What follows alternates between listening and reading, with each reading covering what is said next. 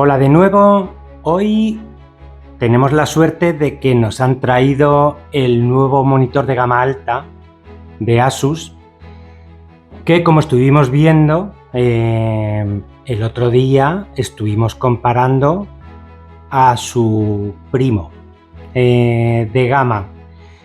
Vamos a ver qué diferencias tiene, pero primero vamos a analizar un poquito el nuevo monitor de Asus ProArt PA32 UCDM.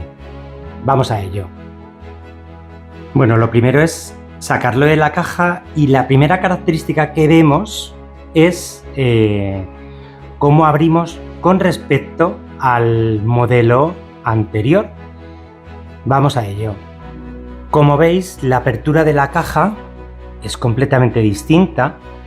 Tenemos nuestras instrucciones de cómo tenemos que sacar el monitor, pero vemos que la presentación es bastante buena.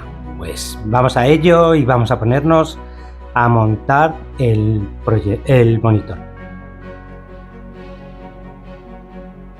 Como veis, aquí tenemos el monitor ya montado.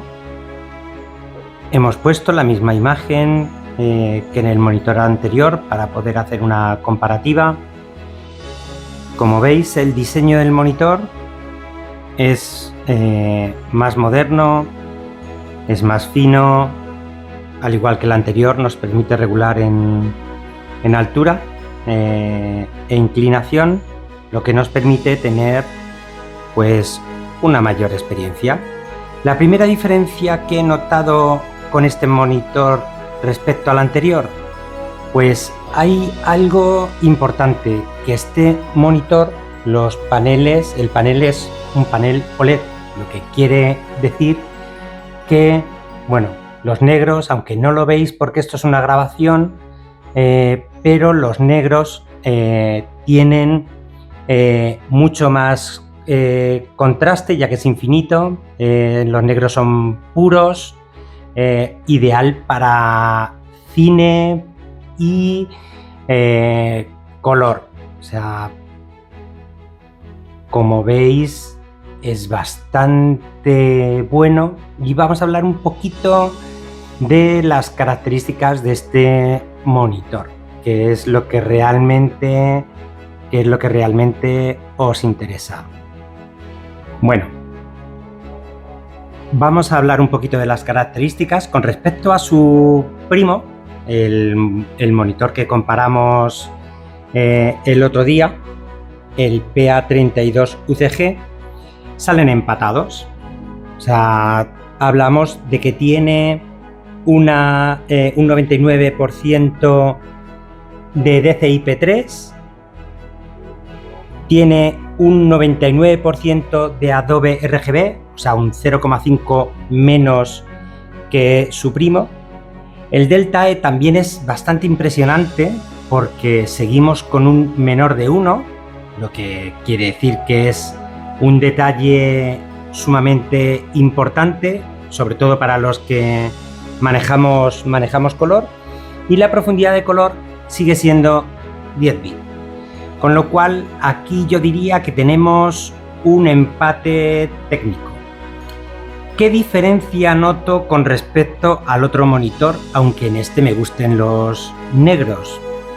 Pero si os habéis dado cuenta, no tenemos las viseras. Lo que quiere decir que ahora mismo nos podría entrar mucha contaminación de la luz exterior. De hecho, no he ambientado la iluminación para que lo podáis ver, cosa que voy a hacer en un instante.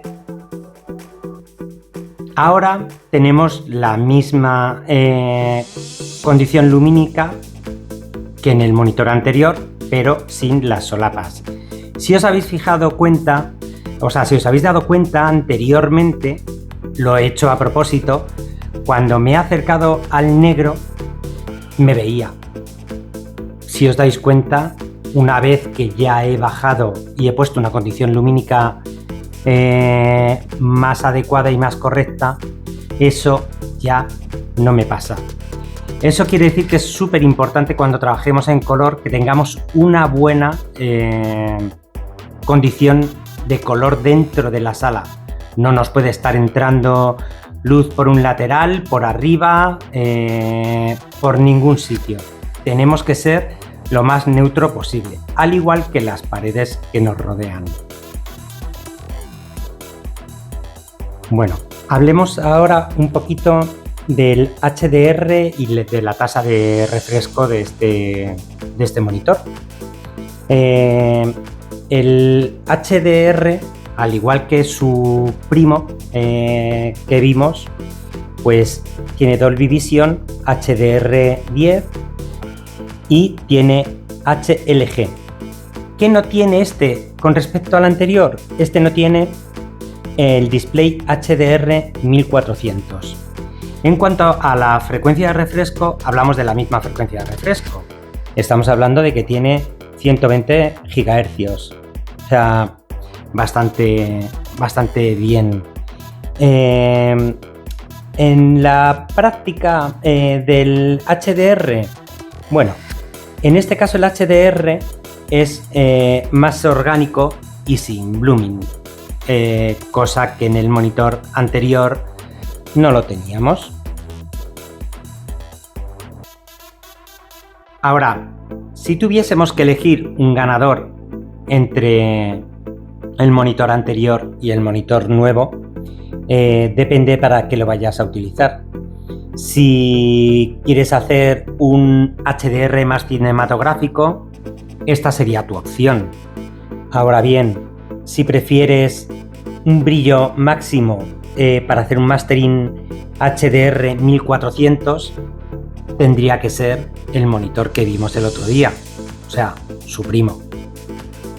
En cuanto a la conectividad y consumo, pues solamente voy a destacar una cosa, que este tiene un Thunderbolt más.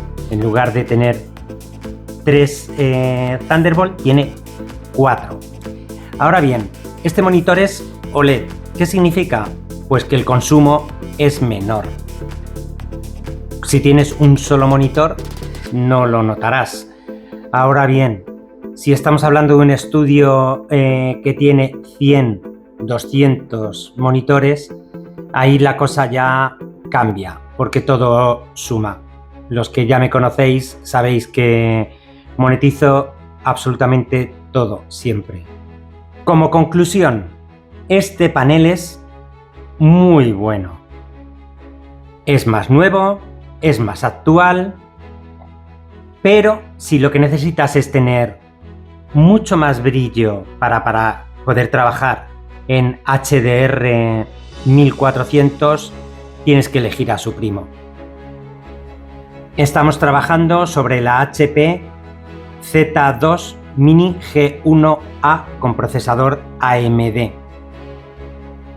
Toda una maravilla de máquina, de workstation, por lo pequeña que es.